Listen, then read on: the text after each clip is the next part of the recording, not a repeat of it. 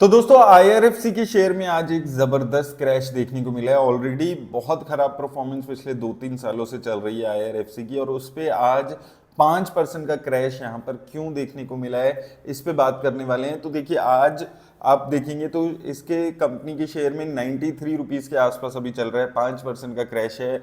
143 rupees से already ये 93 rupees के आसपास चल रहा है, और यहाँ पर लगातार गिरावट इसकी शेयर में देखने को मिली है। और एक साल में अगर आप देखेंगे तो एक अच्छी खासी गिरावट है।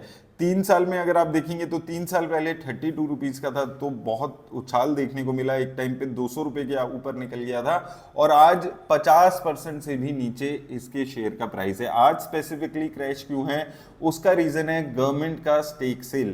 तो गवर्नमेंट की कंपनी है, ये एक मेजर शेयर कंपनी गवर्नमेंट रखती है, और गवर्नमेंट अब 2% शेयर ऑफर फॉर सेल में इस कंपनी का बेच रही है। अब उसमें प्राइस इंपॉर्टेंट हो जाता है, किस प्राइस पे बेच रही है।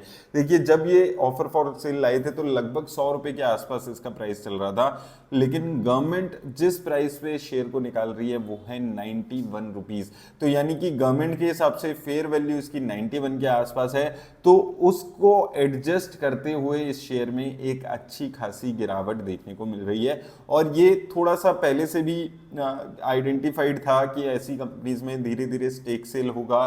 कब होगा बस ये थी, और कितना परसेंट स्टेक सेल होगा, वो दो चीजें थी जिस पे मेजरली बात होने वाली थी। अब यहाँ पर स्टेक सेल हुआ है, तो ये एक अच्छा खासा जो स्टेक सेल है वो आपको देखने को मिला है। अब ओवरऑल अगर आप देखें तो यहाँ पर अभी गवर्नमेंट का 84% के आसपास, यहाँ पर 86% था, उससे 2% स्टेक सेल किया था, 84% हो गया। अब 2% और स्टेक सेल हो रहा है। तो यानी कि इस कंपनी के साथ क्या होगा, अभी यहाँ पर उछाल क्यों देखने को मिला था, एक रीजन था कि बहुत कम मार्केट कैपिटलाइजेशन इसकी बाहर फ्री फ्लोट में थी, क्योंकि 86% पैसा गवर्नमेंट के पास था। अब धीरे धीरे वो जो पैसा है वो ओवरऑल फ्री फ्लोट इसका बढ़ रहा है। जितना इसका फ्री फ्लोट बढ़ेगा उतना ज्यादा इसमें आपको गिरावट आने वाले टाइम में देखने को मिलेगी।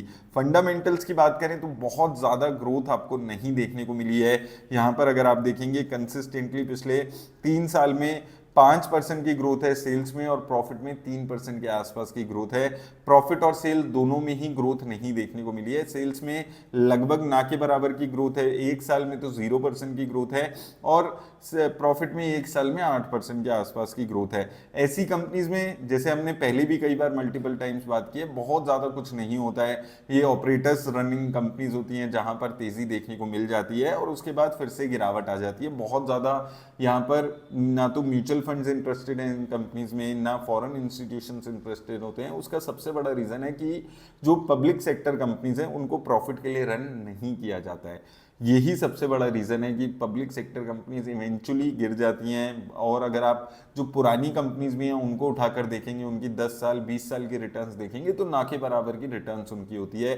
गवर्नमेंट चेंज होती है, पॉलिसी चेंज होती है, ऐसे करके बहुत सारे मल्टीपल रेड फ्लैग्स होते हैं, जिस वजह से गवर्नमेंट कंपनी से थोड़ा सा दूर रहना चाहिए। और अगर आप इन्वेस्ट कर भी रहे हैं तो इस उम्मीद में कि लॉन्ग टर्म के लिए इन्वेस्ट कर रहे हैं, नहीं करना है। थोड़ा बहुत अगर आपको लगता है ट्रेडिंग के पर्पज से आप कर रहे हैं तो आप उन इन्वेस्ट करने के बारे में ऐसी कंपनीज में सोच सकते हैं। ऐसी न्यूज़ आती रहेंगी आगे भी, और ऐसे क्रैशेस आपको आने वाले टाइम में भी शायद देखने को मिले। तो थोड़ा सा हाई रिस्क लेने वाले इन्वेस्टर्स ही ऐसी कंपनीज की तरफ देखें। उम्मीद है आपको हेल्प मिलेगी इस अपडेट से। धन्यवाद।